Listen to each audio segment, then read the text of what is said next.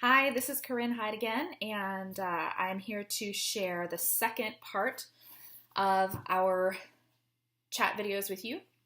So, in the last video, I told you about what this is based on, what our research says, why we are suggesting that you engage with the chat. And so, this video now, I'm going to try to give you some tips for using the side channel conversation in the chat effectively in the whole group. So when you have all of your students in the whole group setting in Adobe Connect or some type of similar virtual classroom setup, the first thing you want to do is you want to make sure that you establish norms for your chat. So a lot of times people get in trouble with the chat because they haven't actually told students what they expect them to do with the chat. And so they'll just kind of do anything and everything. And then the instructor gets overwhelmed trying to manage it.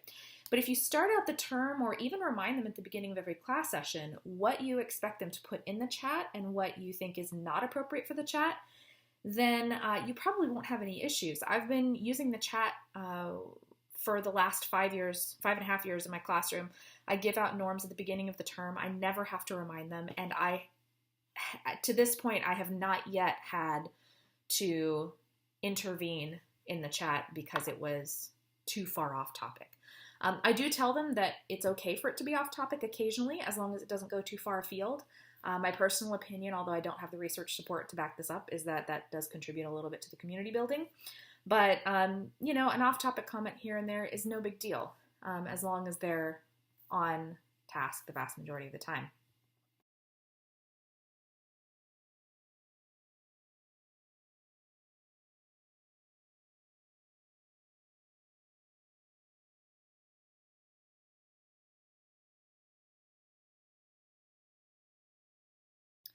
The second thing is I would recommend that you empower students to answer questions. So sometimes we have this sense when we're teaching that because we are the instructors that we're supposed to have the answers to everything, and oftentimes we do have the answers to everything. But that doesn't mean that you necessarily have to be the one to answer the question every time. And so if you explain to your students that the chat is a place for them to ask and answer questions, then they will step in and answer questions for you.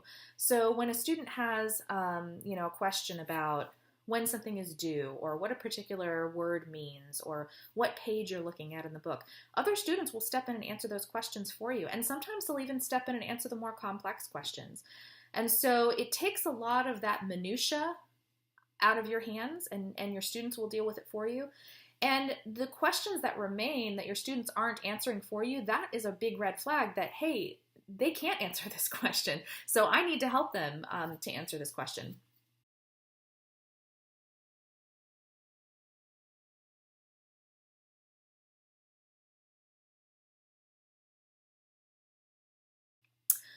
The next thing is, don't feel like you have to constantly be reading every single thing that pops up in the chat, because certainly that could be incredibly distracting if you tried to do that. You tried to read every single line as it pops up. What I recommend instead is check it periodically, every couple of minutes, and check it before you switch topics. So if you're going from one question to another or one task to another, make sure that you've checked the chat and just kind of review what was written in there for the last couple of minutes.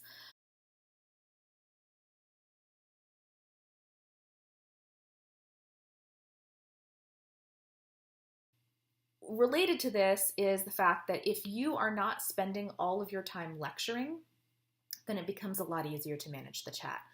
So if you're spending all your time lecturing and you're talking, then it does get very distracting to try to read the chat and talk at the same time.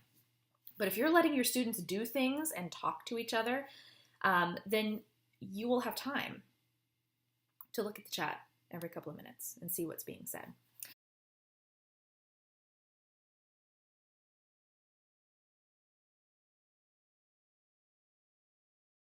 And then finally, use the chat for things other than just a running conversation during the class session.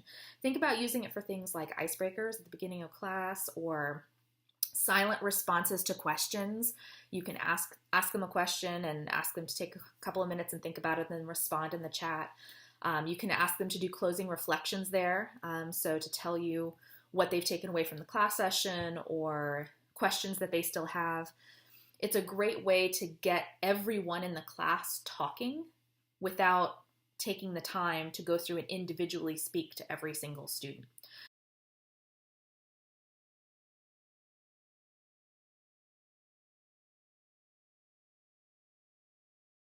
So that's just a few of the ways that you can use the chat effectively in the whole group. It's a good starting point. Try it out and see how it works in your class. If you run into issues with it, then start to look at what it is that you're asking your students to do, what kind of norms have you set, and how much are you interacting with that chat pod.